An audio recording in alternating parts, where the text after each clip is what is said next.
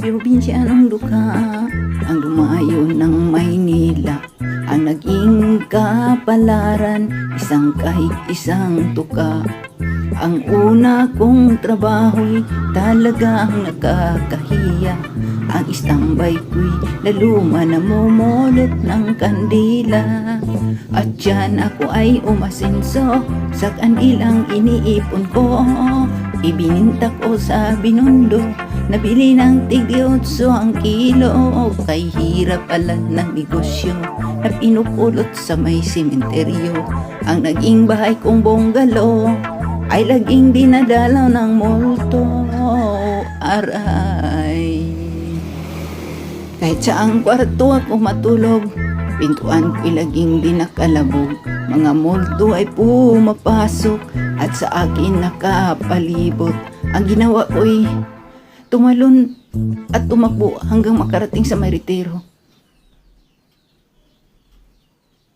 Buti hindi ako inaabot. Ipagbibintan ko na itong bahay na ito, nakakatakot. At ngayon ang aking bungalow, bininta ko pati multo.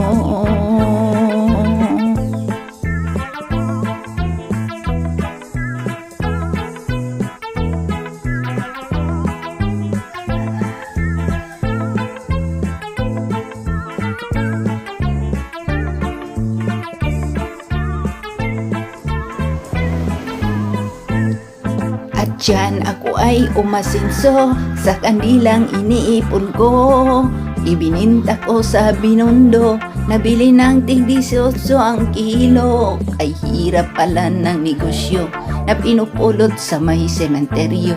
Ang naging bahay kong bungalow ay laging dinadalaw ng multo, aray.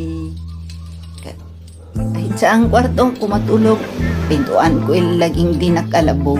Mga multo ay pumapasok at sa akin nakapalibot. Ang ginawa ko'y tumalon at tumakbo hanggang makarating sa Maritero.